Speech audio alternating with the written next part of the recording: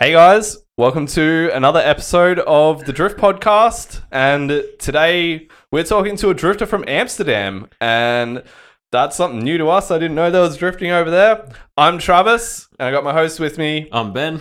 And we have Wout on the line. Wout Young, how are you? Hey guys, I'm great. It's a lot earlier over here than it is over there. Yeah, so I'm really happy that you guys all have me. Yeah, no, stoked to have you. And first of all, tell us a bit about you, drifting, what got you into drifting. Go for it. Well, right now I'm 36 years old, and I've been in the racing world since I was 14 or 15 years old. Wow. The guy who taught me everything I know when I was in high school, and I worked in a garage as an extra job. And there was a man over there, Jos, who taught me absolutely everything I know about cars and race cars to today. He was a single-seater and motorcycle racer himself. Yep. And he was 42 at that time, so he was a bit like retired and just doing classic racing and stuff like that. So that got me into that whole world. So I started doing like all the standard things that you go through as a racer, starting with a cheaper car, working yourself up a little bit, and track days and all that stuff. But obviously, I never really broke through. I didn't become Max Verstappen or Daniel Ricciardo, for that matter. And when I started my own business at age 21. I was specialized in BMW M, so M3s, okay. M5s, and that's kind of big over here. And and then I think it was around 2003, 2004, when drifting became a little bit of a thing in this country. Nobody really knew it was a sport, so it was just what we did on the track when it was raining. We just didn't really call it drifting, it was just oversteer. And then a magazine came out with a couple of competitions on our national race track. And that was basically it. And then the drifting days came, so practice days and stuff like that. Competition started in the Netherlands. And I think it was around 2005, 2006 onwards that it became quite professional in the Netherlands. So back then you already had guys with big semi-trucks and huge sponsored teams, actual racing drivers that were hired to drive these cars. Not like there were like 10 of them, but a couple of them were like really professional teams, really high end, almost like you can see in Formula Drift at the moment.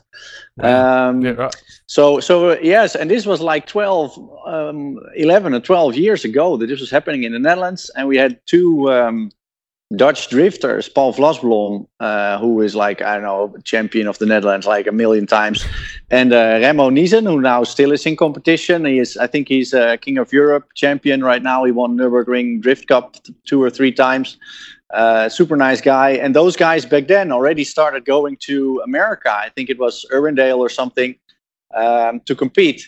What year was that, back roughly? Then, I think this was 2007, 2008, something like that. Wow. Yeah. So hold on, let me just get this. So that was a really good period for Dutch drifting. And the problem with that is that it became popular, and a lot of guys started organizing drifting competitions and things. And because it grew so fast, there was a lot of bad cars being put on the track, and guys that really didn't know how to behave on a racetrack, didn't know the flags, didn't have the right safety equipment. Cars simply didn't look as good because it went too fast. And then a couple of the competitions died down. I think we had 2 or 3 drifting series at that time. And I think in 2014, the last drift competition in the Netherlands kind of came to an end. Simply because of lack of tracks. There were no locations to be found. Drifting got a little bit of a bad name because there were like 10 good-looking cars and 30 really. And so the racing the guys that called the shots on the racetracks, they were like, nah, it's not professional enough for us. And they came up with a couple of things like, noise regulation, guys, we're sorry, we can't do it anymore. But the real reason basically was that that it wasn't professional enough, it wasn't marketable. There weren't, it got off on a really good start, and then it just failed to catch on because it grew way too fast. And the bad thing about that is that right now, if you look at a country like Poland, which has a really strong drifting competition, which is really professional, back then, like 12 years ago, they were also drifting, but they were like on a lower level than us. But now they are 15 levels ahead of us. So we kind of had this missed opportunity, and that that's also one of the reasons what made me make that Facebook post, because I remember what it was like when it started off, and I've seen firsthand how it works in other countries and what it looks like, and how much more it professionalized compared to our competition that ended basically in 2014. So then all the Dutch drifters had to go to the UK or to Germany or all these places to drift, because there was no drifting in the Netherlands or Belgium for that part. So it's a bit of something sour for me, because I knew that we had the edge when it started out. And Dutch guys were winning competitions. There were like 5 or 6 Dutch guys that traveled through Europe and won like regularly. Like they were regularly podium finishers. They drove to Hungary or Poland or the Baltics or all these places, and they came back with cups. And now we've got nothing. We've got a couple guys that drive internationally, maybe 1 or 2 that are really on the top contenders list. And that's it. So that's a bit of a shame, and that's why I think it's really important that we make drifting great again with nice cars, with professional teams, and the grassroots thing is really big in my country. But they drift on wet tracks, and this has never stopped. Like, this has started like early 2000s, and it still kept growing today. And there's a couple tracks pro competition, because the game. So if you come out of your S14 with a SR20 or your 325 or E36 M3, the gap is way too big. So the grassroots thing with us, it's huge. It's actually massive. And the pro thing is kind of died down in the Netherlands. Which is a real shame, if you ask me. Okay. And so currently in the Netherlands, what competitions for pro guys do you reckon you have, if any, now? We've got a competition that's called Dutch Drifting League, which we participate in, myself, and I have a talent driver called Olof van Donselaar. He's a young guy. He only started drifting a little over a year ago, and he's already beating seasoned guys. He's got that talent, that I'm a decent drifter, but I'm not. He already beat me. Wow, so really? So how did he start fast. out then to be like? He started out on the street. But I think it's just one of those guys with a really good eye-hand coordination, because I think he's good at tennis and video games. One of those guys that just gets in a car, you tell him which way he has to go, and he just the second run is like almost 80 points. So that's ridiculous. Like, wow. I can do an 80 or a 90 point run, but I need like 8 to 10 laps to be in it. And he's just like, so it's really shitty. But on the other end, it's good. Driver. He actually had the advantage in the chase because he had to chase out first, and then he made a small mistake in the lead, actually a wall tap. So I always say that's a good mistake to make, because people like to see that. But it was like his second or third round of professional competition. So I was really proud of that. This was only a couple months ago. Oh, wow. It was really good. It's not a major competition. It's got maybe 100 or 150 people in the crowd. But still, competition is a competition, and it's important. So that's a nice competition that we have in the Netherlands, but it's all on the wet. So I don't use the black car. I use which is a E46 with a Chevrolet V8. And it's got a HTK Kevlar and fiberglass body on it, Weissfab lockhead, everything. So that's a full pro car. And I have my E36, which I've had for a couple of years, which started out basically as a missile, and then we started trying out new parts for it. It was like a test bed, so we put push rod rear suspension on it, all kinds of things. And for some reason, it all worked. Everything we tried worked. And Yeah, so I still have that car. It drifts really well, but it's just a 325i, so it's 192 horsepower. Yeah. It's perfect for the wet, but in the dry, obviously, yeah, you can forget about it. I did drift it in the dry in 2014 on the big racetracks that we have in the Netherlands. Yep. And it just lacks power. If you have to do a lead run, it's okay because you just floor it like crazy and keep it flooring and keep it flowing from left to right. Yeah. And then you can keep going. But in a chase, like you have to adapt to the lead driver. And then if you lift the throttle once during the course, then it's never gonna, and people say, but you got to clutch it and you got this. Yeah. If you do 110 kilometers an hour in an 1100 kilo car with 200 horsepower, you're not going to break traction in a million years. Not if you're Daigo Saito or James Dean or me. It's not going to happen, So that's the thing. So I had a lot of fun with that car. Yeah. I still have it, and I use it for the wet, the training days and all that stuff. So it's pretty cool. And I've got a couple other cars that we use. Some of them are in how do you say that? Various states of build. So you know how it goes. So yeah. So it's good. And I've actually just we just built another pro car for Olaf to use because we want to do the European competition with him ending of this season. Yep. We just didn't make it to bring it this weekend to Iron Drift King because some parts didn't arrive and all the stuff. And it's got a turbo engine. This one is a Chevrolet V8 a coupe, and the other one is a sedan with an M50 turbo engine, which is a client engine that we sell to clients as a turnkey project. Yeah, right. But you need to it needs to be on the dyno for 2 or 3 days before it's perfectly fine. It's got nitrous on it, so you need to map that as well. And we just, I think it's the 12th or something today, or the 13th, I don't know. Yeah. And this event starts on the 18th, so you need to be on the dyno by the 10th if you want to make that deadline. And we didn't make that, so yeah. But that's how it goes. And we had a lot of sponsors who came on board with parts. So yeah, it was really nice, but sometimes that process takes a little bit of time. Obviously. Yeah. All right. Sorry, I got this low battery thing. Yeah, right. So with your teammate, how you say that you started with street drifting. Is street drifting a big thing over there, as well? The thing is, I did it when I was 18 or 19, when we didn't call it drifting. It was just what you did on a roundabout in the middle of the night. Yeah.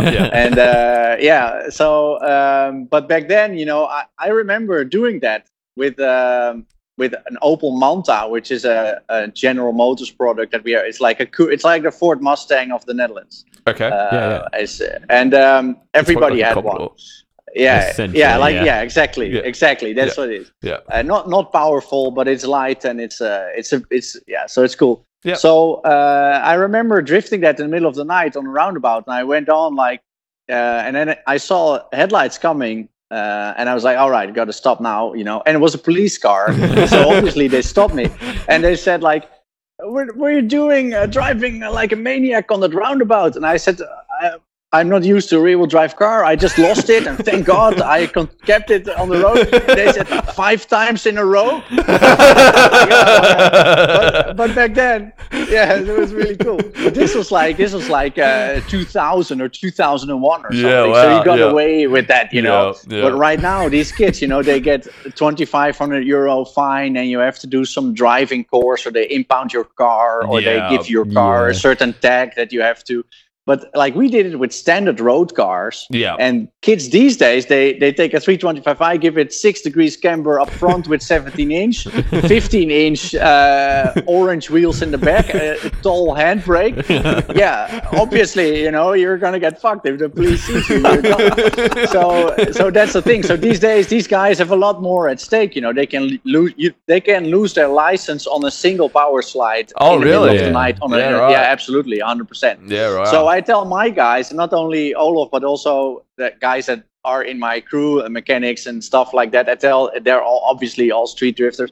So I said, listen, I understand, that it's expensive to drift, but it's even more expensive to drift on the road because the fines, it's ridiculous right now. And we all know what insurance companies are like. So if something happens and you would crash into a car or a building, or heaven forbid into another person, these guys are in their early 20s. You don't want to be paying the rest of your life. Because an insurance company is going to, you were drifting, or the car, gets technical check and it has a welded diff, and the insurance company is going to say, no, it doesn't comply, and you're fucked. So I always tell all my guys, just, I don't know if they listen, but that's what I say. Like, please, keep it on the track, keep it safe, and I understand it, but it's not like I'm only 36 and I sound like I'm 100 years old.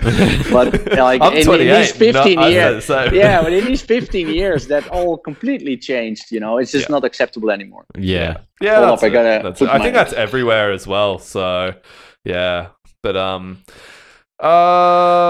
you want to talk a little bit about the Iron Drift series that you have coming up very soon? Because you said that was actually in Germany, so. And Ben spent a bit of time in Germany, so he knows a little bit about that area. The great thing is that we're seeing some new stuff going on in drifting. One of them is Iron Drift King, and it's organized by two Germans. One of them is an international drifter called Marcel Ulich. Okay. And the other one is Marcus Broen, who is his business partner. And they run parts33.com, which is a web shop for drifting parts. So they don't manufacture anything, but they retail Wisefab and all these drifting brands. And they saw the same thing that I was actually also seeing, that the drifting could be more of a show and it should be more marketable, more presentable, because you want to sell tickets. That's the whole thing. A good venue is really expensive. Like I said in the Facebook post, you're looking at a track rent or a venue rent of 15 to 30,000 euros. And that's before any toilets or medic staff or security or anything. So 30 to 40,000 is event cost. And you can like that or you can not like that. But if there's 40 guys registering, 40 drivers, that means that they have to pay 1,000 euros. That's a lot. Fee. Like in Australian dollars, that's like almost 1,500 Australian dollars. Like. Which is impossible. Yeah. So you need to have somebody. Guys will pay 250 or 300 or maybe 400 for a really cool event. But never 1,000. No. So you need this 20,000 that you're missing out on. It has to come from somewhere. So you need to have a series sponsor like Monster Energy or something like that. Or Toyo Tires.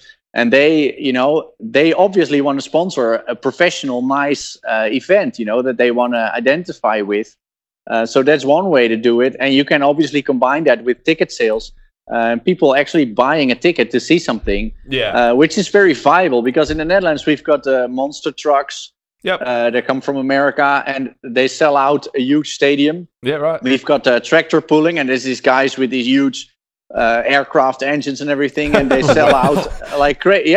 It's insane. It says 9,000 horsepower. Put that in your drift car. Nothing. They know. But keep drifting fun. But that's the thing. So people, and these are not tractor pulling maniacs or something. They just want to go to a cool event and see some cool stuff with their kids or with their mates. And that's drifting would be so great, would fit in that framework so well, because it actually, it is a show. It's like I always say when I talk to people, whether it's sponsors who don't know what drifting is, or my mom who doesn't know what drifting is, I always say like it's drifting is to racing what snowboarding is to skiing and what kite surfing is to surfing. So it's about the show. It's something different. Like you use a car on a track, but that's all, and the setup of the car is completely different. The things you do is completely different. The guys that do it are usually different. So it's something that you can market completely differently. And especially for young people who have a very short span of attention, we've got these races here in the Netherlands with like VWs or Ford Fiestas or these small hatchbacks. Which is nice to do, it's fantastic to race these cars, but it's not really great to look at because it's a 120 horsepower car. They all look alike. People want to see it when they're in the area and come by, but they're not going to pay 15 or 20 euros for a ticket to come see that. With drifting, we've got RBs, JZs, V8s, supercharged and turbocharged, nitrous. all that stuff that's been outlawed in racing for 25 or 30 years, you can still do that in drifting. Yeah. And people want to see that, if I had my car on display during the Red Bull drifting days a couple months ago, or racing days, sorry, Max Verstappen and Daniel Ricciardo with the Red Bull racing team came to our racetrack, and it was a fantastic venue. At 185,000 visitors in a couple days. Wow. Yeah, and I had my car on display, and there were so many people that said, "Oh, it's so nice, it's so cool." And you have to imagine that there's like everything from Formula One cars to everything was present. Yeah. So it's really nice to have that recognition from other guys that are from racing teams that run a 911 RSR factory race car that come up to me and say like, "Wow, that's so cool," and I wish we could do that, and wish we could use these parts. Yeah. So there's so much there. There's so much potential, and it's just we just need that little bit of extra, and that's like the venue and the marketability to it that will make drifting so much better for everybody. And I mean, we're all show offs, so we like to show off, and the more people, the better that is. And so. Yeah, no, for sure. Yeah. Well, I think that kind of leads into the episode. Yeah, the main part of the episode. Yeah. So you put up a post let me just bring up the post. About Coolness in drifting. Yeah, Coolness in drifting 2018.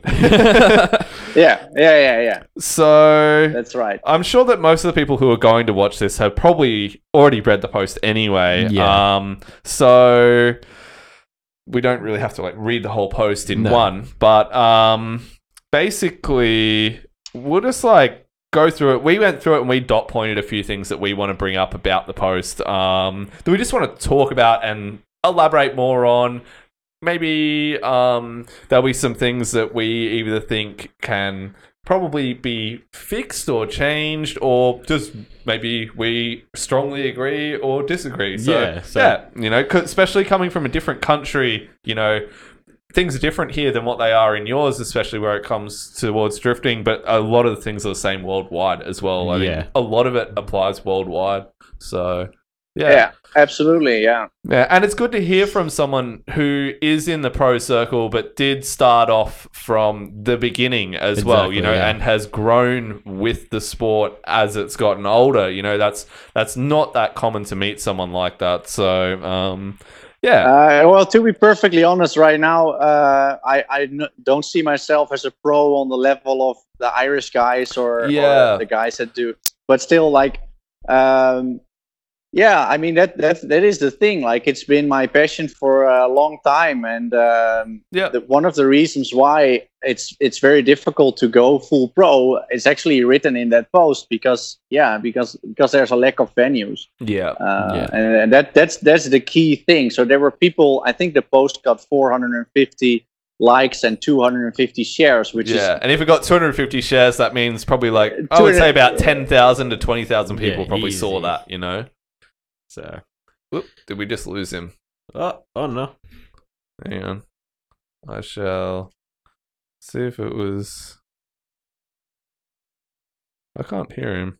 No, I think his internet dropped out. I think his internet may have dropped out. Why don't you talk about... Do you have any news while I try and get him back on the line? Yeah, I fried my clutch at a private track day. That was really fun. That does sound exceptionally fun. Yeah, let's bring it back to full screen of us, actually. Yeah, why not? Geez, I don't know. Not much happening, eh? There's Cash Kings coming up at Archerfield in a couple of weeks. Yeah. So if anyone's interested in driving that, I'm pretty sure it's only a $500 entry fee this time. So getting to drive and being able to drive is actually a little bit more affordable than something like the Drift Masters was. Yep. But obviously then you don't have as big a prize. But in all fairness, the winner gets $10,000. So if you're keen and you're near Queensland, why not? Yeah. And on the same day in Queensland, there's another event, the Stadium Drift event. Is it? Yeah, it's on the same day. True. Yeah. So, which is a bit crazy. This is really weird that he dropped out. I wonder if he's wonder his phone died. I hope he's plugged in his iPad to charge his iPad. Anyway, we'll continue on for the moment. What I might do is actually just even start going through the post, and we can just have a bit of a chat about it, because we already had a chat with him about it too. Yeah. So, and we had decided to do this without him, and then Ben had the idea. It was like, why don't we should call him, see if we can get him on the show. Why not? You know, it'd be good to hear firsthand from someone that to explain what they really meant. So I'll try calling him again as well, see if that brings him back up in the meantime. Where were we at? So first of all, he's saying you don't need a lock kit. I don't know what he meant by I the think definition of a lock kit. You know, like, I think it's the people that come in going like, oh, you don't need a lock kit to drift. You don't need this to compete, blah, blah, blah. And I feel like 90% of people have a lock kit of some description. I mean, like, you're going to have... So, is it, wise fab, or is it just cut and shut knuckles, So... Yeah, so, I mean, like... Yeah, even if you say you don't need a lock, you're going to end up with lock spaces, which is sort of a kit to get more lock anyway. So I get what he's saying with that, and that side of things. Is like people that say you can do a lot of things without the experience of doing it. And like, I drifted with no knuckles in my 8.6 for a year, and then put a little bit extra lock knuckles in. Best thing I've ever done. The car becomes way more controllable, way more predictable, and if anyone's going around saying you shouldn't do it, it's not exactly right in my opinion. So. I think these days nearly every car has knuckles. Exactly, like cut and shut, or like whether it's cut and shut or not. It's a pretty standard thing these days. It didn't used to be though. No, back in the day it wasn't. But as it sort of progressed, as he said, like up until 2014 it was still pretty basic, but after that it's started exploding. So he said another one, because a couple of things we wanted to just actually talk with him about, but he said, seems that the coolest thing to achieve now is to beat a V8 on WiseFab with your shitbox 180SX with a KA, because you lead so ridiculously slow that nobody can chase, and call it drift life, yo. Have we got him back? Is it back? Ooh. Have we got him back? Can you guys hear me? Hey. I can hear you now. We can't see you, but we can hear you, so that's the start. You should be able to see me now again. I can see him there. I go. Okay.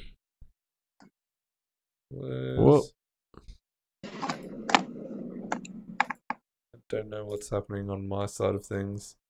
There we go. Now you're back. Awesome. I don't know what happened then. Did your iPad run out of battery or something?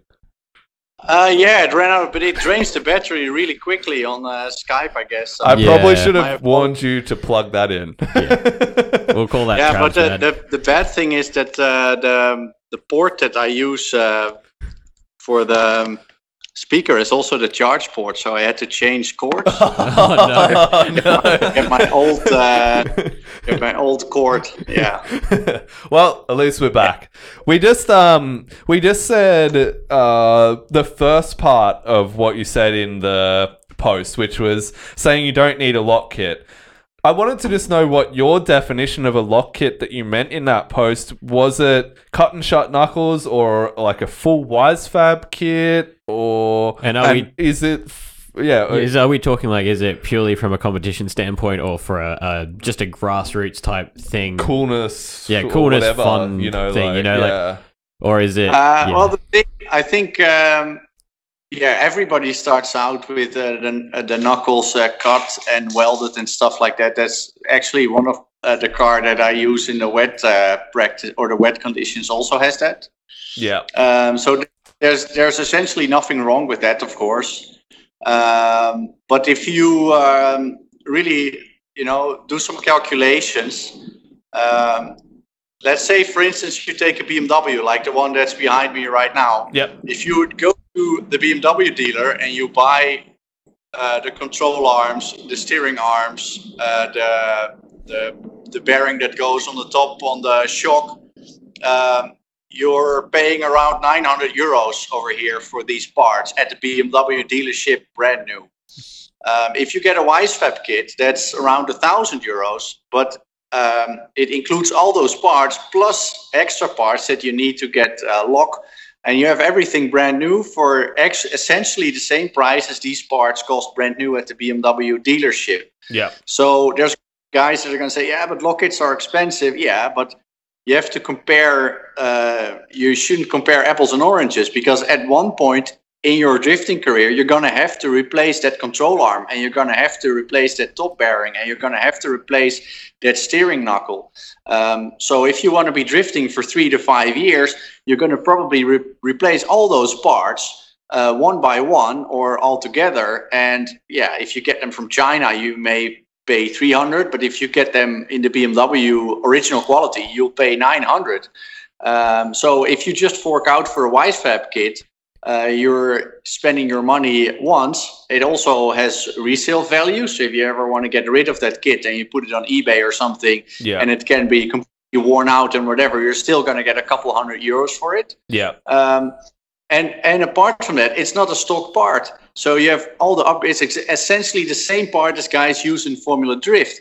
And you get that for around €1,000, which you can't even buy a control arm for a Formula 3 car for €1,000. You know, it's impossible. Yeah, for instance, for us, I guess, though, with that is like we have to import a Wisefab kit overseas. Yeah. So, and I think it's the same for America. I guess those aren't a cheap thing to buy. Like for us, if we were to buy Wisefab, probably a full kit front and rear, I'd say off the top of my head would probably be almost $6,000 over here. Like, after you ship it, $6,000. Like, after shipping it here and paying for it and paying all the conversion rates and stuff like that, import tax and everything. Yeah. Well, I feel for you guys, but if you get an LS1 in the Netherlands, you're paying around 5,000 or 6,000. Yeah, okay, that's pretty expensive. Yeah, that's very expensive. 500 in Australia. Yeah. So that's the thing, you know. Like everybody's got their advantages, and especially in America, a lot of parts there are made locally as well. Yeah. But you know, a lot of drifters don't realize that if you want to go drag racing, one of my friends is a pro mod drag racer, so that's a 3,500 horsepower car. It will do 0 to 450 kilometers an hour in under 5 seconds. So that's professional enough. But if you want to start doing pro mod and you've got $10 million of budget, you still cannot buy the crankshaft that the guys that win pro mod can buy. Yeah. Because the guy that produces them won't sell them to you. Yeah. They won't. Yeah. Same with track racing. We've got a lot of Porsche going on in Europe, of course. Porsche is the biggest manufacturer of actual pro race cars. But there's a difference between what the factory teams get and what a normal, like let's say I win the lottery tomorrow and I send Porsche an email and I say, get me a 991 RSR with all the bits and pieces because I want to do the 24 hours of the Nürburgring. Of course, I get a fantastic car. For a very decent price. However, I'm not going to beat the factory teams who have factory backing because they just won't give me the exact same parts. And that's about drifting. With one mouse click, you can buy the exact same lock kit that James Dean uses. And that's something that, like in motorsport, that would be such a huge advantage if you can buy the exact same stuff that the top level guys buy. And there probably is people that just make copies of his car and stuff as well, like straight up, you know, like because they can, you know. So there's a guy I know who does classic race cars, and they bought this really rare 5-speed BMW racing gearbox. And he went to this company that sells them, and they had stacks and stacks and stacks of these gearboxes. And he said, I'm here to pick up that gearbox. And they said, you can take this one. And he said, can't I take one of those? No, just take that one. That's the one that we've got for you. You know, so he's just a guy from a small shop in the Netherlands who builds great cars. But they still won't give him, you know, it's not like he can choose from all of the 20 identical gearboxes that are over there. They just you know, and that's the thing with drifting. drifters should really realize how lucky they are. Like if you, for instance, take a look at Formula Drift, you've got HGK, which is a team from Latvia who make the most fantastic drift cars in the world. We use parts from them on my car. Great guys, really small shop, but it's amazing quality, what they do. And they recently had their first victory in Formula Drift with a new E92 car. And they're essentially, I think the team consists of 3 or 4 guys that are like the core team, and there may be guys around it who clean stuff and whatever. But like it's no more than 4 guys who work on that car, who basically run that car, have a pickup truck and an American style trailer, and that's it, And they win. They come out of Latvia with a car that they made, and they win a round of Formula Drift, which is considered like the Formula One of drifting, whether you are more a fan of the Japanese style drifting or more a fan of the grassroots. There's no denying that Formula Drift is currently commercially the biggest competition. So that's the thing, So that's if you would ask somebody like, what's the biggest competition in the world right now, it would be Formula Drift. And guys from Latvia with a car they made with a 4-crew team can win over there. There's no motorsports in the world, not even entry level BMW E30 Cup racing or anything like that, where you can do that, where you can just come out of nothing and within a couple of years win a round of such a competition. It's just not possible. Well, unless you're your freak teammate. Your talent driver. Sorry, yeah. So you've said here, you these days you have to almost have to apologize if you build a pro car. Is that like regarding like if you're building a pro competition car or building a pro level car for fun events or just for party drifting in general? So if you want to go to the wet pan days that you guys have, is that in regards to that, or is it in regards to having a pro competition car that you use for pro competitions? Well, in general, it's about a car that you build for pro competition. And if I see Facebook posts of my friends who build a pro car, who get a nice sequential gearbox or get a big 2JZ engine or a Kevlar body kit, there's obviously a lot of guys who like that. But there's also a growing group that says like, nah, you don't need that to drift, and it's taking drifting out of context and keep drifting fun and all that stuff. And I don't think that's very necessary, because so let's say that they race a Porsche others Facebook post with a lot of respect, and they'll say, oh, that's so nice, a 944, I raced that as well, it's so cool. And on the other end, the guy's going to say, oh, wow, Ferrari, I hope I'm going to make these things. And like everybody I know that's a pro drifter works really, really hard. Like nobody gets it for put in a lot of hours of my own, and I have a workshop with tools and everything that have cost me money. So like if you're just starting out of nothing, it's extremely difficult to build a professional car because it's expensive regarding parts. It takes a lot of specialized labor and time. But that's the choice that you make at one point. And like I said, the first time I drifted, I think was 2003, 2004. It's 2018 right now. So now you want to advance and you want to do something else.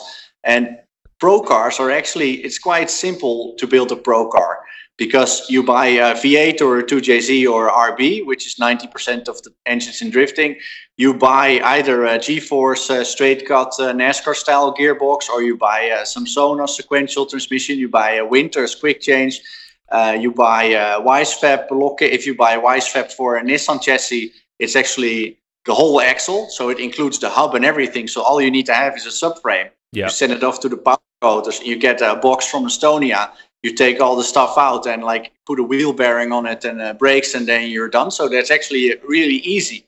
You don't have to do any cut and shot knuckles or anything. You just get it off the shelf and put it on, and you have the same geometry as James Dean. So in a way, it's not so difficult to build a pro car. It's not so difficult to build a car that you can win with. And one thing that I always emphasize on is that there's almost nothing in between a grassroots car and a full pro car. Yeah. Like you can't do half a pro car because you're going to have a lock kit. You're going to need, like, you can say what you want, but you need at least 350 horsepower to drift in the dry on a fast track. Obviously, on a parking lot, you can get by with 200 or 250 horsepower. And this is what you see in Japan, that they've got tracks that as soon as those guys hit second gear, they start drifting. And then the track is just left, right, and the car just keeps swinging from left to right. You don't need a lot of power for that. You can do that with a standard M3 or a standard S14, no problem. Yeah, definitely. I mean, I've drifted in Japan. I've got a car over there, and it's only a stock R32 with an RB20, and I can do every track at Ebisu easily with that amount of power. Like, you're going fast to break traction, but it's totally doable with that level car. And same with like an AE86 with 0 horsepower. Like, you can do it on a Japanese track. I totally agree.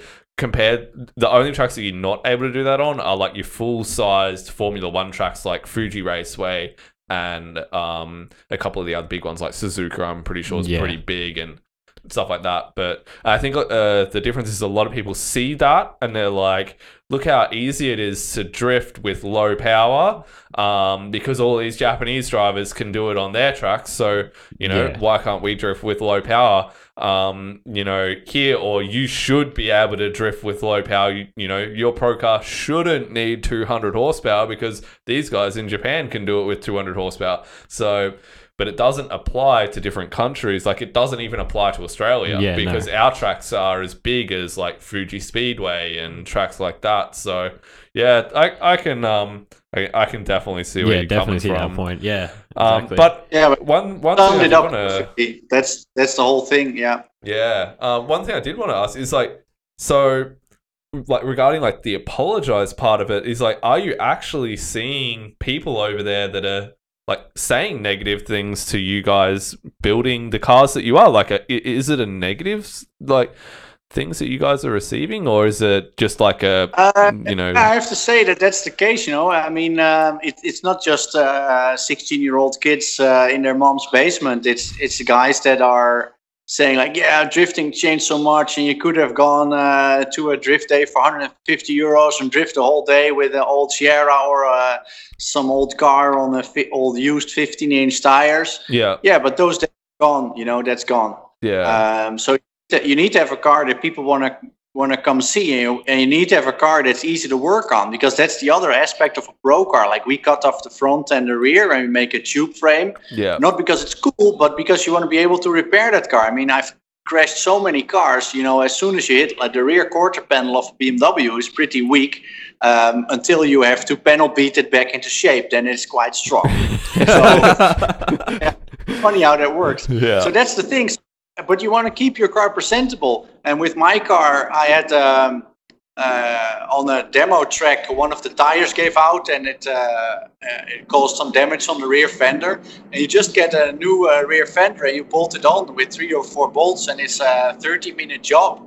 And that's the thing. So in this case, obviously, a steel fender would have survived a blowing tire, but it could have as well been a wall scrape or a battle contact or anything like that. And then, you can just keep your car looking presentable with these fiberglass parts. The fiberglass or Kevlar parts, they can take a lot more abuse than steel. The fiberglass parts, obviously, you can repair them. One of my fenders was in 3 separate pieces, and we just fiberglassed it back together. And there you go, And so that's the thing. So a pro car also means seat time. Because you have a Pro lock kit on it. It's brand new. It's made in 2018, so it's probably going to hold out for a while. So you're not going to have any front axle failures anymore, as you have with cut and shut hubs and all these old junkyard pieces. They're going to fail, and they're going to fail one by one, and you're not going to get your entry feedback. Yeah. If during a battle you don't have the time to fix it. Yeah. And that's the thing, So, and it's also false economics. Because guys say, then I'll just get another arm from the junkyard. Yeah, but you have to go to the junkyard. You have to get it from a car at the junkyard. I mean, I'm a business owner. I think in hours. I think in time. So if I work on a client's car for 2 hours, the value of that, I can buy a new Wisefab arm from that. Yeah. So that's how it works for me. And I always think in terms of 3 to 5 years. So what's the cheapest way to drift for 3 to 5 years? And that's actually by building a pro car, because you can run an American V8, you can run it on 400 or 500 horsepower. It's going to last forever. And yeah, you don't have to worry about turbos or any other driveline failures. And just put a basic lock kit on it and get a good rear axle on there. Yeah. And it gives you a lot of seat time, and everybody in grassroots always agrees that seat time is the most important thing. Yeah. And they agree that drifting on any level is expensive. Yeah. So these are the things that I also have in mind. I also have seat time in mind when I build a pro car, and I have economics in mind when I build a pro car. But my economics are not for 1 week, but they're for 3 to 5 years. Yeah. And I think that that's the case. And for me, like, there's a lot of stuff that I cannot do in my life because I have a pro car. Yeah. Like, I know guys that have a really expensive road car and they have a €600 coat and they go on holiday 4 times a year and they've got an expensive girlfriend. And then they are complaining to me that drifting is expensive and that they should get a discount. Yeah, I mean, I'm sorry, but I don't do that stuff. I don't have a €600 coat. I may have a €600 lock kit, So that's the thing. So it's prioritizing. Do you really want it, or is it just the 5th or 6th hobby that you have? Guys have a boat, got this, and they've got that, and they play golf. Yeah, all right. Then I understand that you don't have any money to build a pro car, and then you start looking for discounts or whatever. But honestly, I think most of the pro components are quite cheap. The HGK parts are quite cheap compared to the quality Wisefab. If you look at it, like I said, it costs exactly the same as those parts from the BMW dealership. Yeah. How much like seat time do you reckon you get yearly? Like, do you think that, like, could you put it up in hours? Like, how much seat time you reckon, like, of driving, not sitting in lineups, but driving? Like, how much do you reckon you get? Like the last car I used on the wet tracks, because, like I said, we don't have much dry going on, so we have to go to Germany. Yep. And the last car I had that I used a lot, which was an E36 sedan. Yep. I did 33 events with it, and we haven't opened the bonnet for 30 events. So that car ran like clockwork. I like that. No problems. The only thing is I obviously crashed a couple times and those things. Yeah.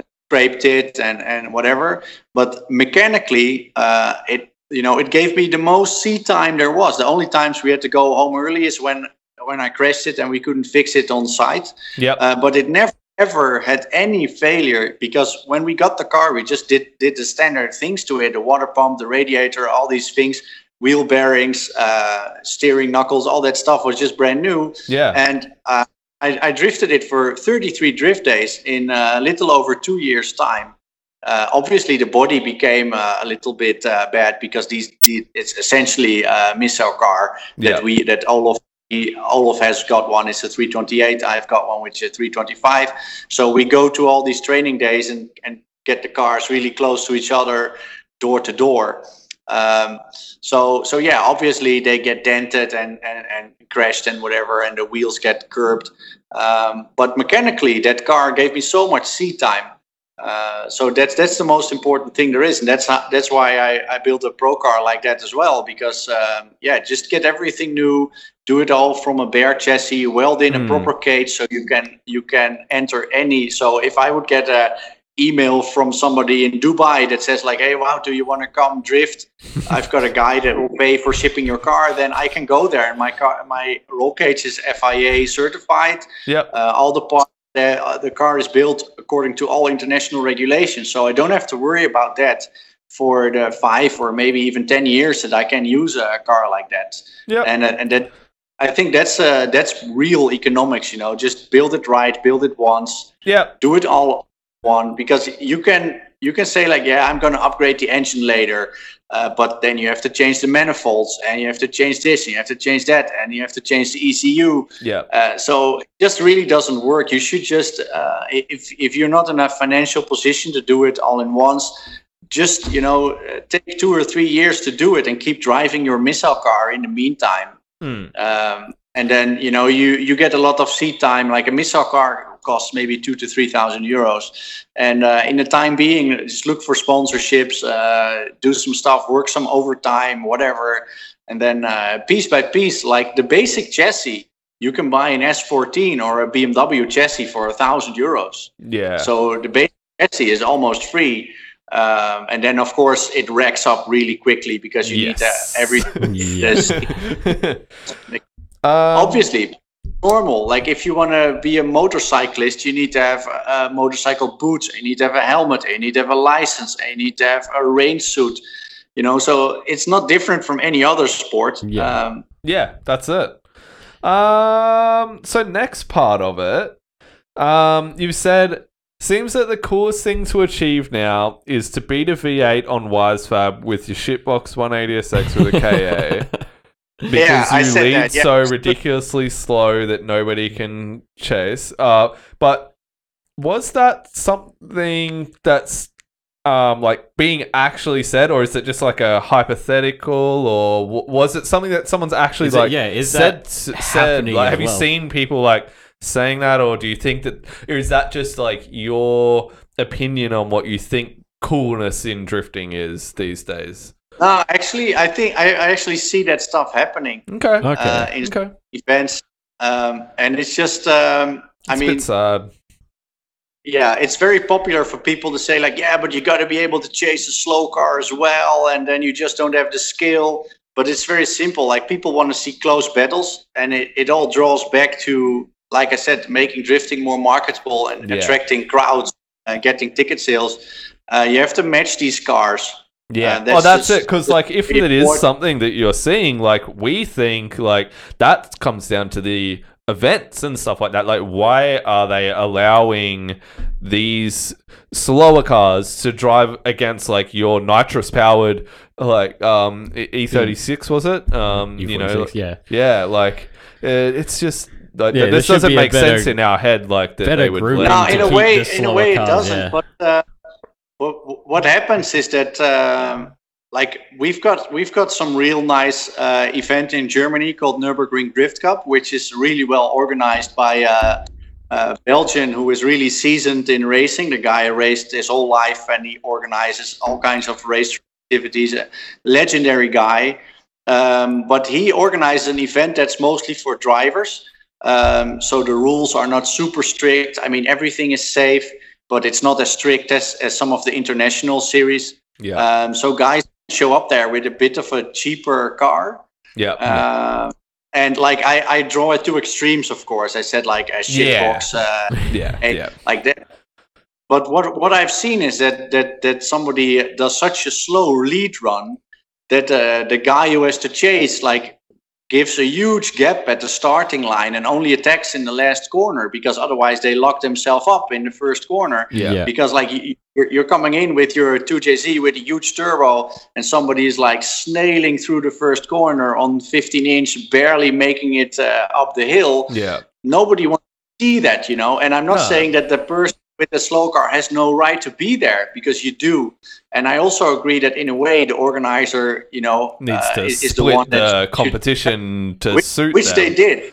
Okay. Yeah, so they did that now. So now they've said like if you are in Pro League, you need to run, or you cannot run a semi-slick tire in Club League. So they've got Club and they've got Pro. Yep. So that's a fantastic solution. It all works out. Yeah.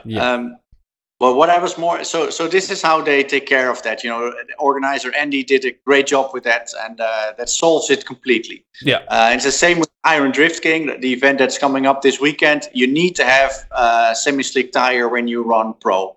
Yep, which simple is fair enough. Yeah, and it trickles down to everything. If you've got a semi-slick tire, you need to have some power, you need to have a strong drivetrain, and obviously you're going to match the cars, and you're going to get the battles that people want to see and that drivers want to. Yeah, and I think that's how it evolves. But what I was more talking about is that people are actually saying like, "Oh, look at that! It's total bullshit. You don't need Wisefab. You don't need a 2JZ because you can win that run with a KA." Well, it's just total. It's total nonsense, because that is nonsense. you win the run on a technicality because somebody straightens out. But it's not what people want to see. They want to see a V8 versus an RB, an RB versus a 2JZ, Nissan versus BMW, but still door to door. I mean, like someone in like the United States, like if you put it in like a perspective, like if you put a stock E36 against a NASCAR, no one's gonna. He disconnected himself. Oh no! Hang on, did he disconnect? Oh, He's no, still there? He's still there. Can you still hear us? I'm still here. Oh, I'm still here. You Yeah. turned your video off. You must have turned. Have I? Sorry. Yeah. Oh, good man. But like, yeah, if you have an E36 against a NASCAR, no one's ever going to watch that. Like, yeah, the competition needs to be matched better and like go through a proper seeding grade tournament, so you've got your proper battles that end up to being more evenly matched drivers. Yeah, definitely. Yeah, exactly. Like, no one wants to see someone that so at that's the like, same level, because it's not fair on both drivers either. So you know. Drifting is a sport that still needs a lot of work to become bigger. What do you think? I mean, you have grown up with the sport from day dot. What do you think would help it to become bigger from a competition standpoint? And maybe if you have any input as like a party drifting or Grassroots amateur type type standpoint, like what would you personally think that it needs, basically? Well, I've seen these pictures because I had a lot of people who added me on Facebook after I made that post. Yep. Yeah. And there was an Australian event. Yes, down in Port Macquarie. I saw you shared it. Yeah. Yeah. Yeah. Sorry. Yeah, that was the event down in Port Macquarie. We did mention actually a few weeks back. Yeah. Had a few friends go down and drive there. Exactly. Yeah, I know the one you're talking about. Well, there was somebody who organized it who was wearing some kind of cape suit, some Australian. Yeah, it sounds about right. That sounds quite Australian. Yeah. But I saw the pictures of this event and I was like, shit, I want to go there. That looks so amazing. Yeah. And the cars look so good. And that's the grassroots that I want to see. Yeah. And so that doesn't exist over where you are, you don't think? That type of level of grassroots? Not that you see? we've got like a lot of grassroots, like with old beat up cars that are only cool to look at if you're an insider or if you're one of the drifters' mom. So yeah. Okay, so they're just like beat up missile cars. You might as well just call them then. Like, which is fine, and it's it has cool its to place. do that, right? Yeah, but like I said, like it would be so nice if we had some grassroots competition. It doesn't even have to be, or some grassroots days where people just show up with really nice cars with nice body kits and nice wheels and all that stuff. Yeah. And I think that would help the sport a lot because the underground aspect of that appeals to a lot of brands. Yeah. So we've a lot of craft beer going on. I actually have a craft beer brewery that supports me because they like. Sorry? That's cool. Yeah, that's really cool. That's cool. Yeah, because this connects to the lifestyle of the drifters, And I think that, and they don't really care if I win a competition or not, or if I qualify first or 24th. Sponsors shouldn't. Like, that's not something a sponsor should be in it for. So, yeah, that's good. Exactly. So that's the thing. So people in grassroots, they'll say, it's impossible to get sponsorships because there's no live stream of this and there's no this and that. Yeah, but if you just build a decent car that looks nice, that looks marketable, and you're a marketable guy that actually commits to something and sticks to his promises and does what is promised to sponsors, then it's not really that difficult. And you don't need tons of money to run grassroots. No. I ran grassroots completely unsponsored for all my drifting life. And you don't need a lot of money to have a nice drift car either. No. You can have a respectable car for not too expensive compared to other forms of motorsport. If you compare it to other hobbies, it's probably expensive. But other forms of motorsport, it's not expensive. So Yeah, they don't really have an excuse.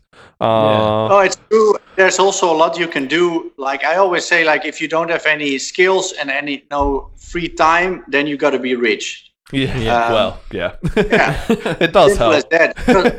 Because if you've got some spare time, you can I've got guys that come to my shop that help me out a little bit here in the shop, picking up parts or picking up cars, because I also have a normal repair shop for BMW and Porsche. Yep.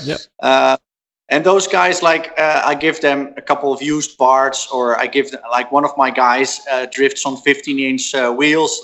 We don't drift 15-inch anymore, and I've had stacks and stacks of 15-inch wheels lying around over here. Yeah. And the guy does a great job, he's a super nice guy, he's a good mechanic, and he helps me out from time to time. So then I'll tell him take these wheels and take brand new tires and use them, because so that's how that stuff works. So if you have some overtime and you've got some spare time in your life, there's so much you can do to earn a little bit of money, or to support somebody in a pro team that will give you a couple of used parts, or an old body kit that you can sand yourself and paint with a rattle can or whatever. But just it's so easy, and that's what I see, that a lot of these millennials, a lot of these younger kids, they lack that. They want something, but they don't really want to put the effort into it. Yeah. So it's like you say, oh, do you like space shuttles? Yeah, I love space shuttles. Oh, I've got a space shuttle for you right here. Would you like to have it? Yeah, I really want to have that space shuttle. Okay, so can you walk to the store and get me some beers, and I'll give you the space shuttle? And then they're like, nah, I'm good. I don't need space. That's the way I see it, And when I was young, I did absolutely everything. Yeah. I did the most shitty jobs, just to finance a car I had, or to put an engine upgrade on it, or whatever. I worked in greenhouses and all that stuff. It was 35 degrees under the glass. But, if you want something, you got to work for it. And that was the way it was in 1990. And it's the way it is in 2015. Yeah. And there's a lot of guys that want to be partying all weekend. And it costs you a lot of money if you buy a lot of beers. And then obviously you're too fucked up to work a weekend job.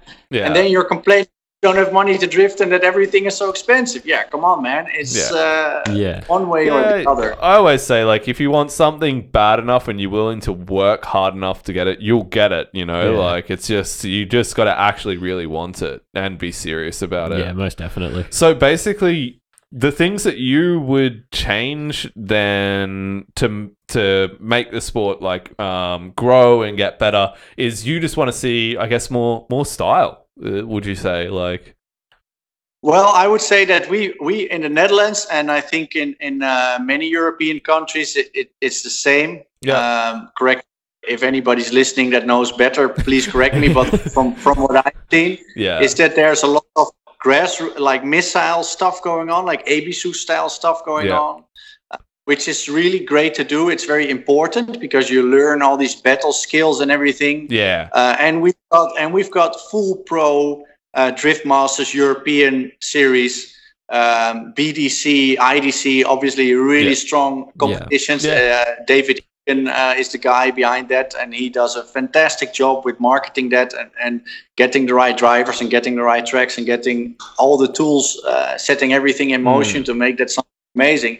But it's just not very achievable for the guys that have been doing the missile days for a couple of years, and the step is just too big to go to a European or even to the German Nürburgring Drift Cup, which is a really accessible, nice competition. But for these guys, the step is just still too big. So I would love to have something in between. Yeah, for sure. Yeah, and I mean, it's actually really funny that we brought this up, because on the Drift podcast, I actually had a message from a guy in Minnesota, America, and he messaged us to say, "Can you please talk about the missile crisis?" And I'm like, what missile crisis? There's no one has missiles here. So that's something that is just really odd to us. I built a missile car last year to learn and battle in Australia, rather than having to fly over to Japan. And I finished building it. And then I went, all right, time to do some events with my other mates with missile cars. And I'm like, wait, Nobody I don't has know missile anyone cars. else with a missile car. So, like, that kind of screwed me over. And I did, like, 3 events and I sold the car because I had no one else to drive with. But because they all had 2 nicer cars. And I'm like, I just want to bang doors. But no one wanted to because it wasn't really their thing. So, well, we got to drive our cars home, all right? Yeah, him included. And I'm like, well... Yeah, it just kind of sucks. So missiles aren't really we don't have a we don't do have not a big that missile problem here, but we thing. don't have cheap BMWs like America we don't and have- Europe either. Yeah. So maybe that's the problem. I guess know. it's like easily accessible rear-wheel drive cars are starting to become a little bit more expensive here. Like S chassis, R chassis are starting to actually increase in price dramatically. Yeah. And we don't. But that's everywhere though. That is and everywhere. We don't drift our like essentially BMWs of Australia. Like nobody skids. Yeah, well, we don't drift our Holden Commodore, which is I don't know, what you call it. I can't even remember what it's called. There is it's a Vauxhall version. It's a rear-wheel drive car that comes with the LS1. And it is I know too exactly big. what it is. Oh, you know what it is? It's too big to drift. Of course. So people don't drift them over here. Like they're everywhere. Like I see 1,000 a day. And we don't drift them because they're just too heavy. There's like a select few who drift Falcons, but honestly, they're pretty shunned, and they're like the 4-door Mustang of Australia, basically. Have you heard of a Barra motor?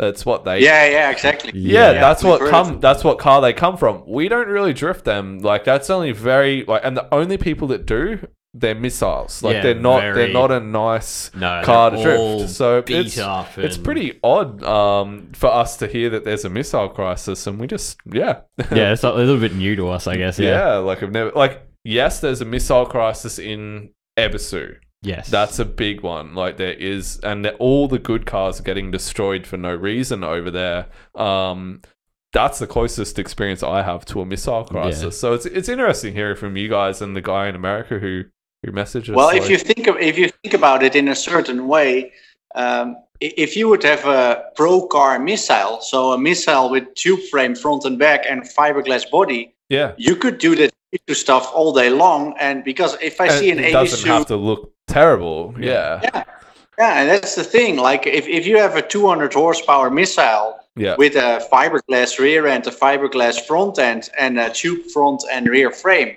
That would make missile drifting a lot cheaper, actually, believe it or not. So, because the front end of BMW, it's all obviously absorption, so it's a crash box.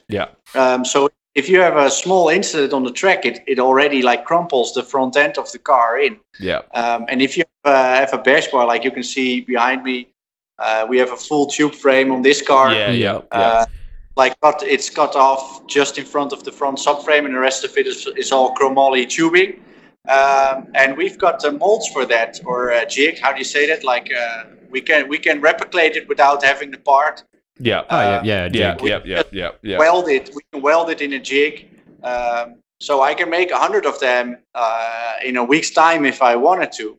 And that's the thing. So if I crash this car, we simply unbolt the front end and bolt a new one on it. And we push the fiberglass into place a little bit. Because that's the thing. If you have a steel fender, it's going to crumple and it's going to... But a fiberglass fender, it doesn't crumple. It just tears into pieces. And you can much easier fix it and put it back in place. Like the hood I had on one of my missile cars had like 6 or 7 crashes, and it was really... like this at one point, and we just pulled the car back. It's on our YouTube channel. You can actually see us pulling back the car with the winch of the trailer.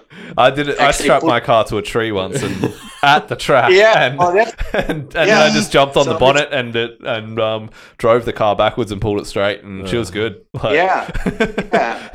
that's that scene is quite strong in the Netherlands. And it's not marketable. No, and it's something that it's not. No, it's not. It's something that the average Joe really does not understand, and that the average company really doesn't want to support. Well, I think it's like a big quote that I heard from Chris Forsberg when they were building their missile car is if you if you're building a missile car, you have to have a nice car that you also drift, or else it is just your car. Yeah.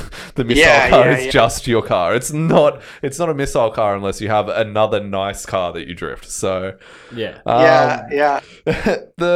You've said another one. The issue is that in all countries it's hard to find venues to drift. Apart from some exceptions, and you've gone before you start replying exceptions, most are parking lots or tiny go-kart tracks. How many tracks are like small go-kart size tracks, and how many are full-size tracks that are within like a 2-hour distance of you? Within 2 hours, you drive through the whole of the Netherlands. Okay, so you won't get far in Australia. You don't get very far. For 2 hours. So the Netherlands is 150 miles tall and 100 miles wide. Yeah, that's it. Okay, so that's like Sydney and Melbourne put together or something. I don't know. That's not big. Yeah. The city of Los Angeles is bigger than the country of the Netherlands. Oh wow! So, okay, yeah, that puts it into perspective. Yeah, wow. How many people are in the Netherlands? About 17 million. That's almost as much as Australia. Put that in perspective. Okay, but how many tracks then are within the 2-hour drive of the Netherlands then for you? Well, I live in Amsterdam, so the closest track to me is Zandvoort, which is on the shore, which is about 25 minutes driving, which is a fantastic racetrack. I think it was made in 1924 or something. Wow. And all of the Netherlands is flat, but our national racetrack has a lot of elevation and stuff in it because it's right on the shore, is in the dunes. Oh, wow. Okay. So it's a fantastic racetrack.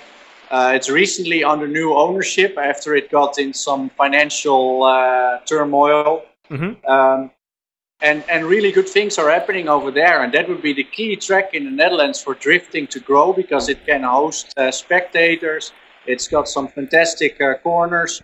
And So how accessible for people from other countries would you say that track is? Like, because I know that Europe is like relatively small. So how...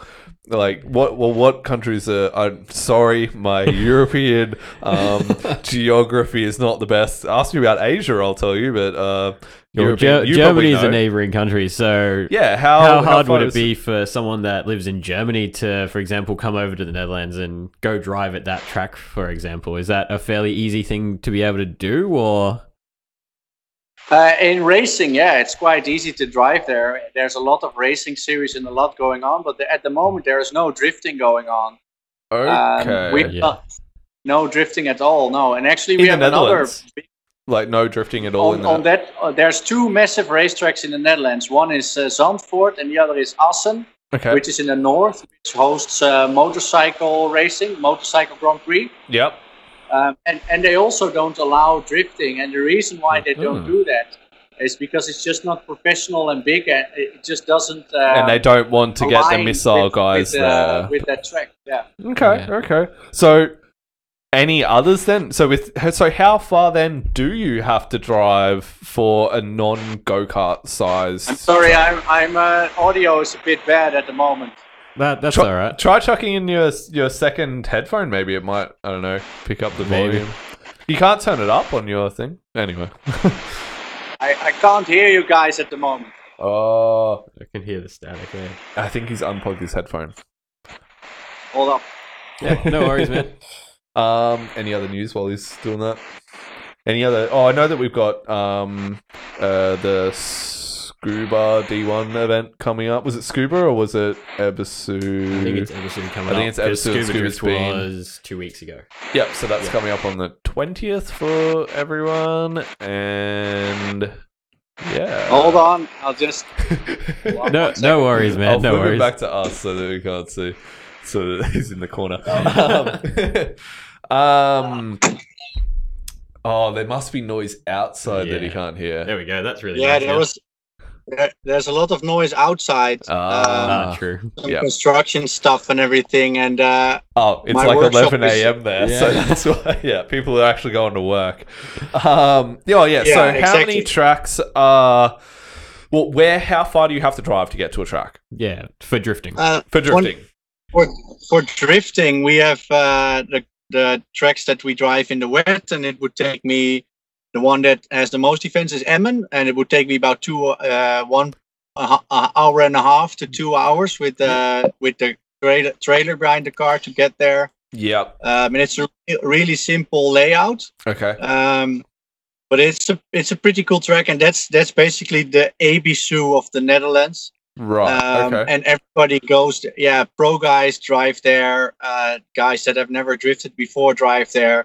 And you generally have a really good time there. It's really cheap. It's around €80 entry fee. Oh, that's nice. Wow. But we've never been there without having damages or anything. Like, you always have fender benders and small stuff. Right. And so you kind of calculate that. Yep. So that's normal. So we don't drive any expensive car over there. So you wouldn't drive your pro car there, for instance?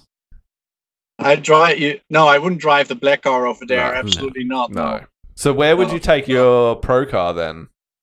The closest thing right now is Nürburgring Drift Cup, which is on the Nürburgring. Yeah, wow. Yeah. So that's about 4.5 hours. Wow. To get there, and they've got 5 rounds of competition every year. Yeah. It's super nice competition. Yeah. Wow. No, it's not that. Well, yeah, it's for drifting. I think Formula Drift is 7 or 8 rounds. So yeah, and they don't let any like practice days rather than a competition day, like, or is it? Or are you just on the Nürburgring? Yeah, on that track. Yeah. No, because it's like the tracks that we can drift on in the dry in the Netherlands and in Germany. That in the Netherlands we can't drive anymore, but we did before. Yeah, they're all like basically Formula One or DTM tracks. Wow. Yeah. So that's why you can't bring a 325 or a stock okay, because it's just too big. Like the Nürburgring is a huge that makes track. Sense. Yeah. Right. So that's the thing. And it's like I said, it's really expensive to rent this track out. I don't know what the Nürburgring costs. It probably depends of the time of the year all that stuff. So that's where because we were thinking like, so in Australia, like €30,000, that's like $45,000. Like it's a for lot. us to hire a track out, like off the top of my head, like at a guess, we have Queensland Raceway. It's about an hour drive from us, and it would honestly probably cost us about $10,000 to $15,000, I think, to hire that out for the day. Like, with, all the stuff open, like your bathrooms, and it can canteen. accommodate 200 drivers. Yeah. So like, and it's only like 10 to 15,000 Australian, which is like 7 to 12 thousand euros. Like, so that's like when you said like 30,000 euros, but now understanding that you're talking about Nürburgring, we can understand like that is quite a popular track. So it would cost a lot of money to hire that track out, like a lot. But you gotta like in 2015 when the Dutch drifting series on the dry, when it came to an end, obviously everybody was trying to find new venues and stuff, and I spent a couple months almost daily talking to circle track owners and everybody who had like huge ship wharfs and people with huge parking lots and everything, if we could rent it out. But the problem is that if you've got 5,000 to 8,000 euros that you can put together with starting fees and some other stuff, the guys that have really big properties are not impressed by that. No. So the guys that have huge parking lots that can host 900 or 1,000 cars for a concert or for a golf track or something like that, they will ask you 10 or 15,000 euros, and otherwise they just don't bother. Which I understand, because they're big companies. They have to make money. And they know that there's going to be trash, and there's going to be tire marks, and there's going to be all kinds of things. So it's totally normal to me that you have to pay that. You need to have a certain space to drift 30 cars. It's simple as that. And the people who own spaces like that will never rented out to you for very little money. Yeah. And then you just have a parking lot. You don't have a grandstand, so you need to rent a grandstand. Yeah. You don't have any toilets, so you need to rent these porter cabin stuff. You need security, you need medical stuff, and it becomes really expensive. And if you go to a racetrack like Zandvoort or like Assen, which is a MotoGP racetrack, and Zandvoort, Formula One quality racetrack. They did Formula One there before, and it's a fantastic venue. It's got really nice grandstands. It's got the toilets and everything. It's really professional. Yeah. So obviously they have their expenses and they have their prices that they ask for renting out that track. Yeah. But then it's basically a clear case. You get there, everybody's got a pit area, and you can bring your sponsors and you can bring your friends and you can sell tickets because you can sit 10 or 20,000 people at that racetrack if you want to. Yeah. So actually that's a much more economical option than renting out a huge parking space where you still have to do all this infrastructure, and you also have to make a track. You have to build a track. With blocks of concrete, or if you go to an actual racetrack, the track is already there. All you have to do is set up some clipping points and have some general rules about what you want to see as a judge, and that's it. And everything else is there already. They already have a medical staff. They already have all these things. Yeah, exactly. All these facilities. So I think that we should aim more on getting those venues, and in order to do that, we need to build cars that look like they belong on those venues. Exactly. Yeah, you've already spoken about that one that we mentioned.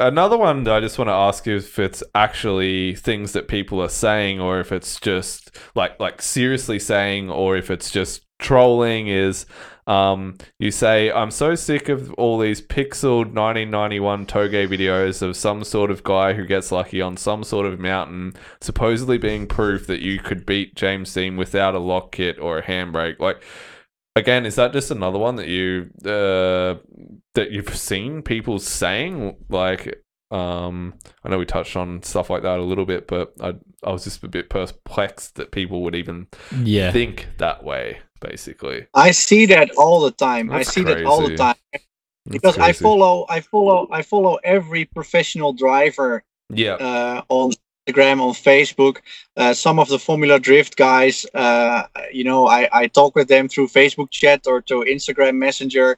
Because I just want to know everything. So somebody told me that the entry fee for Formula Drift was 100,000 euros a year or dollars a year. I was like, nah, that can't be. So I sent Chelsea de Nova a message, and Chelsea says, no, the entry fee is this and that. And it was nowhere near $100,000. So everybody talks shit, and they don't really know. They really don't know. They don't understand something, and then they make up their own truth and tell it to one of their mates who's gonna get spread around. Tell it like he was there, And that's like, I just want to know. I mean, these guys, they are guys like you and me. They just became pro drifters, and they obviously have much more skill than me, and maybe much more skill than you. I'm in no position to say they got a lot more skill than me. Probably, I've driven against a couple of them at Emasu, and they got more skill than me. I mean, you can't send Instagram message to a Formula One driver. He's got like 15 PR people between that. And that's true. It. But you can, it's very so the drifters, like the pro guys. Like James Dean at the moment, like I think he's the guy to beat. It seems to be. Incredible drive, super nice guy. But there's more guys like that. Like there's Dwayne McKeever, who won 7 out of 7 events this year in British drift competition and Irish drifting competition, and that's I mean, it's just a guy. It's just such a these guys. They have such skill levels, but they're still normal guys. You can be friends with them on. And they'll like your post, you'll like their post, and that interaction, it's so nice. Like guys that are top of the world and are in the zone in that way and got everything going for them, and they'll still, they're still approachable. So we really take advantage of that and bring drifting to a higher level, and that's also why I prefer it over motorsports, because I always say that drifting is what Formula One was in the 1960s. So guys work on their own car. They just bring it on the back of some raggedy old transporter, and they've got some borrowed tools and this and that, and they work on it.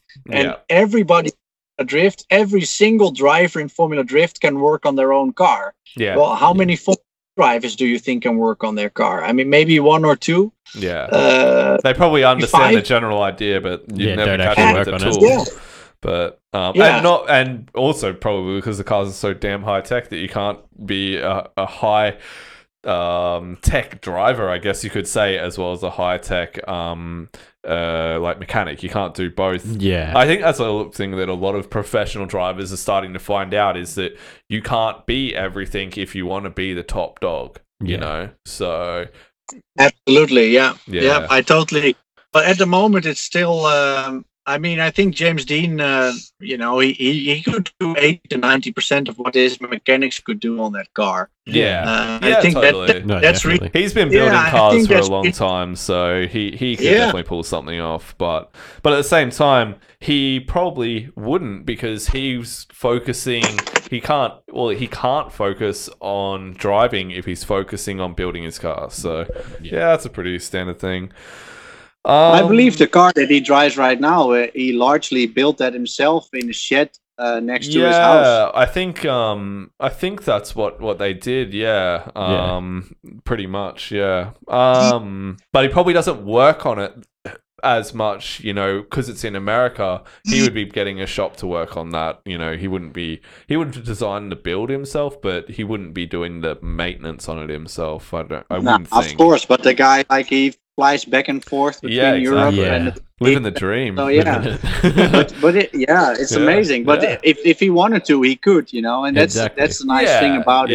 Yeah. Which you don't see in I think Formula that's One. that's really appealing. But I think we're drifting off the subject a little bit. Yeah, that's here. it. Well, I'm going to get on to my next one, which is you've said the difference simply is, do you want to sticker bomb some old E36 or 180SX and run it until the roof falls off and have fun with your mates, never attracting any audience other than your mum, and giving drifting a bad name all over the place?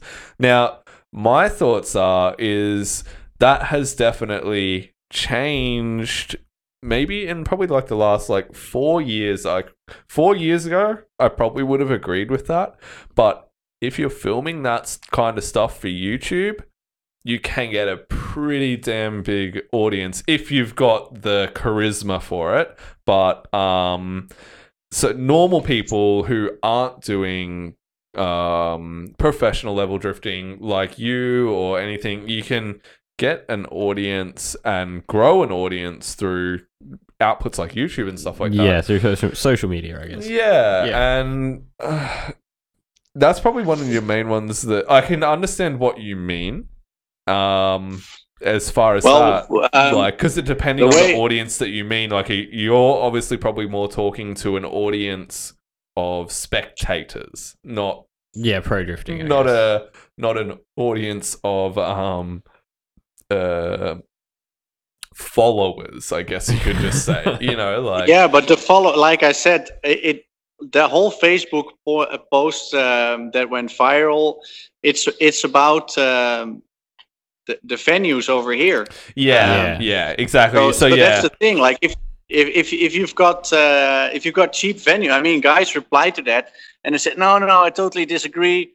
We've got venues, this and that. Yeah, all right, that's fantastic. I wish it was the same over here, but it's not. Yeah, exactly. So that's the whole thing. And I think that a lot of people who were commenting on that, and maybe even the reason that it went viral was because so many people disagreed, because it's not like that in their country for whatever part of the post they picked to disagree on, I guess. Yeah. And I guess that's probably the one part that maybe I'm like, no, I think that's pretty out of whack. But, other people would have picked other things that they would have picked, and then that's probably why it went viral to begin with. But no, after speaking to you, I definitely understand what you mean by that.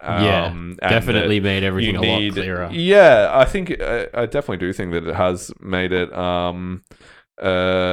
a lot clearer. Like, Yeah, I think I think a lot of people really got triggered on a few words in those posts. or like one paragraph. They picked one paragraph rather than and they taking the didn't whole read thing in because context. I said, don't start stating exceptions, and people start stating exceptions. I understand. You know, so I say racetracks. Most racetracks in Western Europe cost 20,000 euros to rent, and they are full-blown racetracks. So you need a pro car. And you need to have an audience to pay for that venue, and there are no other venues. For dry. And then people said, but you can drift for $80 here in the dry in Missouri. That's exactly what I mean. So you don't have it where you are. So that's fantastic. I wish we had the same thing, but we don't. And in most European countries, we just don't have that stuff. So you need to. You can make the choice to do the missile days like we have them as well in Emmen on the wet. Of course, it's fantastic, and we do that as well. Next to the pro stuff that we want to do. So Olaf and me, we want to do the professional events in Europe.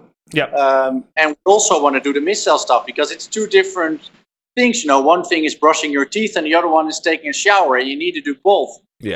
So you do the missile stuff and you do the pro stuff. But the missile stuff, you can get a lot of YouTube followers doing that stuff, but that's not going to advance the sport. It's just going to bring more missile cars. And these guys who have these missile cars, they cannot advance to pro because it's not marketable. Because if I show some of my sponsors or some of my friends in the racing world the YouTube video that we made of the missile days, they really don't get it. They really don't get it. But they say, how come all these guys don't have a front bumper on their car? And don't you guys mind if you crash it or this and that? So it's best to not market that at all, you know, and not market that as drifting, because people will get it the wrong way. They'll think that is all that drifting is. So just keep, you know, if you're a soccer player, you're also going to be doing some workouts in the gym, or you're going to be playing with a little tennis ball to hone your soccer skills.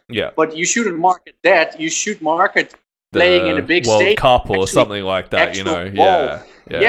And that's because that's what football is. I guess that it's probably something I've never really thought about is, you know, I guess every kid maybe that's into soccer has that dream of wanting to be the number one soccer player in the world and be in the World Cup and stuff like that. But how many kids these days that are just starting out into drifting want to be the number one drifter in the world? Like, I don't think that's really a thing. Like, I think there's lots of kids who want to do like the missile stuff, like what the popular YouTubers do.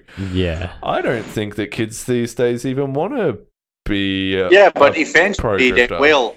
Totally. But I think it's just a weird phase of it, I guess. You know? Like, it's just, I guess that's something I've never even thought of, but it's so true that it's not even it's definitely something that hasn't exactly compared occurred to other sports, you know, exactly. like compared to other sports. Most definitely. But it's also because it's not so mainstream. I had a beer with a guy from the UK who visited Amsterdam. I'd never met him, but we were Facebook friends, and so I was like, "Yeah, you're in Amsterdam. Let's have a beer," you know. And he was a super nice guy. He's in a wheelchair. He got an accident a couple of years ago, or maybe 10 years ago. I don't know. But he still like built his own drift car with hand controls and everything. Yeah, that's sick. So it was a really nice conversation. And we were also talking about this same stuff about drifting and the future of drifting. And we were sitting in this bar in Amsterdam, in the city center. So I said, let's do a little test. You know, let's do a little test. And the guys that were sitting next to us at the bar, I asked them, do you know who James Dean is? Have you got any idea who James Dean is? And then, obviously, with James Dean, it could also mean the actor James Dean. I was just thinking that. You know? So the guy said, no, I'm sorry, man. I've got no idea who James Dean is. I said, you know, James Dean, the drifter who won Formula Drift last year. You know? And they're like, no, I'm sorry, man. I never heard of that. And that's the thing, you Yeah. need to keep that in mind. Even the best drifter who does everything right, who is a super likable guy, who's a super marketable guy, Yeah. example of what a drifter should be like, if you put it that way. Yeah.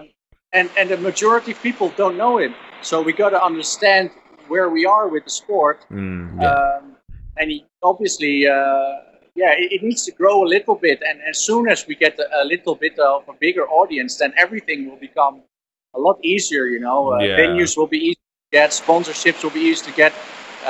There will be more people who build parts for race cars for drift cars. I'm sorry. Yeah. So prices of stuff will go down. Availability will become easier. There will be more knowledge. Yeah. You can actually have a viable business there. Yeah. And that's actually quite important. Yeah. Most Definitely. I mean, like, you consider it like we're the second ever, like, as far as like we're aware, drifting podcast next to the one that's about Formula Drift. Like, and you think about like soccer, how many podcasts there are about that, or about other. Man, I'm sure there's like 100 podcasts about knitting. For sure. And you compare that to it makes you realize how relatively small drifting is. It just puts it into perspective, I guess. But give us a quick tour around your workshop before we call it a night, because it's starting to get late here and we've got to work tomorrow. But what have you got in your workshop at the moment? Oh, I don't know. Did you hear us then? Yeah, we actually, like I said, we had huge temperatures over here, and now there's like a thunderstorm going on. Oh, okay. I was going to say to do a tour of your workshop, but if it's going to be too loud, then it's probably not going to be ideal. Yeah, it's really so that's the thing. We've got this maybe once every 5 years, a thunderstorm like this. So the rain, I don't know if you can hear it, but there's we could hear like a background noise. So I wasn't sure if it was just a speaker and because it's a huge, it's an open space. Our workshop, so it's really you hear the rain on the roof and everything. It became really difficult to hear you guys. So I'm sorry. They call the people from Australia, and we just send him out like thunderstorms. You can keep the thunderstorms, man. Well, a quick one before we wrap up. Then, do you have anything else that you wanted to say yourself, or share, or what are your thoughts on what would make improve one it? thing that's really important to me is that you can see a lot of stuff going on in the drifting world that some people disliking other people, and feuds and fights and all these things, which is basically normal for a sport that's growing, and everybody, drifters are quite individual. So there's a lot of individualism. There's a lot of style, so a lot of opinions. A lot of stuff. So guys will say, "Oh, I hate the 2JZ." Or I hate the V8, or you shouldn't have this lock kit, or you should have that lock kit. But ultimately, what we should really think about is that with all the climate stuff going on and all these things that are a threat to cars in general, and to racing in general, it's really important to be united, and to sometimes, that's the most important thing. Like, we really cannot afford to have these fights among us other. And there's maybe a couple guys that I may not like in drifting, but if I would organize an event, I would still want them to be there because they are drifters. I would much rather have a beer with a drifter that I don't like, that totally doesn't share my views, than to have a beer with somebody who is a climate geek, who says that all cars are and says that we drive Teslas and stuff. So we should keep that in mind. The bigger picture. It's really important. And that's the thing. And you can see that happening in Europe right now with the collaboration between the English guys, David Egan of British Drift Championship, Irish Drift Championship, and Polish guys from Drift Masters. They have this fantastic collaboration called Drift Masters European Championship. Okay. And they have some of the most. James Dean competes in it. There's a Polish guy called Gregor Szybki, who is a big star that nobody heard of. Yeah, right. But right now he almost beat James Dean. Wow. So there are fantastic cars out there. There's guys from all over Europe, all over the world competing there. I think there was a guy from the Middle East, even a Red Bull sponsored driver that attended the last round in Riga, and it's fantastic. The commentary of those guys, it's amazing. The judging is pretty good. The standards of the cars are really nice, and this is really a step forward in professional drifting. And it's so important that we support that by looking at the live stream, by sharing it, and by contributing it, by being more presentable and making your car more presentable and working that little bit harder, doing that overtime, make that extra money, and really go for it. Because we really have some good stuff. If I take sponsors or people with me in a drift car, everybody loves it, whether they're 8 years old or 80 years old. It's just cool to see. So it's something that I would watch. I'd rather watch drifting than watch Formula One. And I come from a racing background. So on the Drift Masters European Series, the first round in Plock in Poland, a really young guy, I think he was 16 years. He turned 16 years old that night, and he beat James Dean. An Irish guy. Wow. Connor Shanahan. And he beat James Dean, and I was like jumping up and down on the seat at my friend's house. We were watching. Like, I've never in racing for the last 20 years, I've never had these emotions about it. About something that you're watching, you're not even in. Like you're just watching. I was not even there. So and that's such a step forward, and we should really embrace that, and support those pro guys and support people who are on their way to become a pro. And not talk shit about a locket is for pussies and a handbrake. You shouldn't drift with a handbrake. It's there's a lot of respect from the pro guys towards the grassroots guys and towards the guys that are beginning. But I think that the grassroots guys and the Tauge old style wannabe guys, that they should respect the pro guys in Formula Drift. And other it's just different. It's just a different form of it, and definitely. I mean, an American Formula Drift car is the way it is because of the tracks that it drives. Exactly. You could never our cars are set up because of our style tracks, and yours is set up because of that. You're not going to build a car that can do something that you can't even do because you don't have anywhere to do it. That probably just made no sense. So that's exactly what I mean. But no, totally. I agree. That's the only thing. Just not only keep drifting fun, but let's just stick together. And there's enough dark forces in the world that want to shut down racing and want to ban cars altogether, and they're gaining strength in Europe, but also if I look at political things in Australia and in other parts of the world, these people are gaining strength, and they've got all the time in the world to bring us down and to make our life miserable. And that's really is the way I see it, because they don't like cars, so they don't want to understand our passion or anything. They just want to ban it. And I think that's a really bad thing. So we should really focus on sticking together and making the sport bigger and better in that aspect. For sure. No, well, it's been awesome chatting to you, man. And thanks so much for coming on the show. Thanks so much for coming I gotta get going because I gotta be in the paint booth in 30 minutes. Oh we've got to go to bed. I got work at 7:30 in the morning. So but it's been awesome. Man, it's been sorry great. for some of the technical problems that we experienced, but no, that's all good. It all comes with our first time going live as well, so it's all part of the fun. But I'll be better prepared next time. For sure. We'll definitely want to have you on again, man, because I'm sure you've got a lot to talk about with all the drifting going on through Europe. So it's awesome to have someone on who's been with the sport since it began and is still here, and it's good. It's good. Definitely. We're super stoked to have you on, man. So awesome. For some reason I'm still here, so good. Well, awesome. Thanks a lot. And the way I understand it's also available on YouTube. This will be available on YouTube, on Facebook, and Spotify, iTunes Podcast, Google Podcasts. All the all the podcast formats as audio only, but you'll be able to watch the video on YouTube and Facebook. So Yeah. Cool. Awesome. Yeah, awesome, dude. Well, thanks a lot, guys, and good night. Yeah. Thanks And, so much for coming on. Yeah, man. Thanks. Yeah, All right. we'll talk soon. We sure will, man. Thanks. Awesome. Awesome. That was great. Yeah, that was good. Yeah, So, man.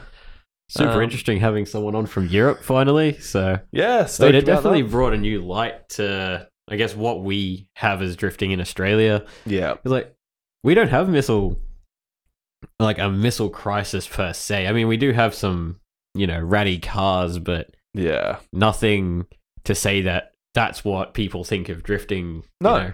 No, And- so it's different to get a professional guy who's been in it for so long Exactly. it's good to get their opinion because someone who's seen the sport grow from the beginning to now. If they're disappointed in how it's going when they were there from the beginning, then it's probably nothing like it was at the beginning, and Yeah. you lose your roots to it. But I think the biggest thing is to not take little snippets of his post. Yeah, you got to kind of look at it from like the bigger picture of it all, I guess, Yeah.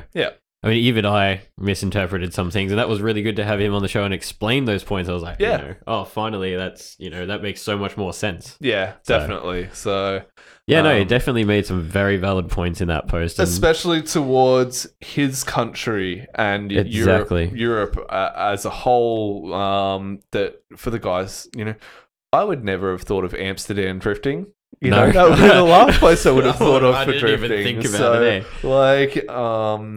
Yeah, so it's super interesting and yeah, and I do really the untold stories of the world, most of the definitely. drifting world. But that's what this podcast is all about. We're not going to get on James Dean. We don't need to. We want to talk to the little guys, we want to talk to who the are trying to grassroots make people. it and have been they're working hard, they're as well as James Dean, so they deserve the credit too. So thanks, guys. Thanks for listening. Yeah, check out D1GP live. 99% sure it's at Ebisu, and that, from my memory, is the 20th or the 21st. So it's the weekend of around then. Check their website for the easiest. Yeah.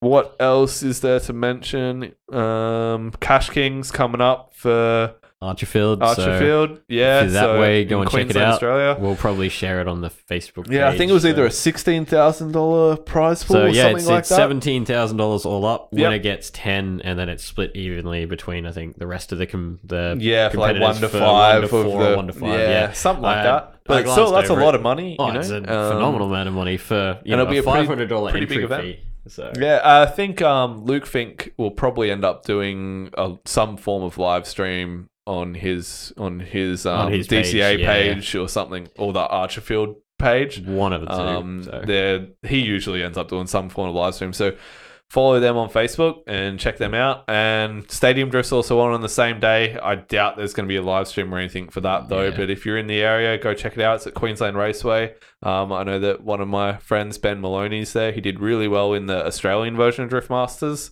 And we've got in October the events for World Time Attack coming up. So that's a big one. Like if you're in Australia or even New Zealand and you can get over for that event, get there. Event's amazing. Like I went there probably like 4 years ago. The best car event in Australia, hands down. So not even if you like consider it drift event, like it's just a really good car there's event. definitely some really cool cars there. Yeah. So, but anyway, thanks for that, guys, and we will catch you next time.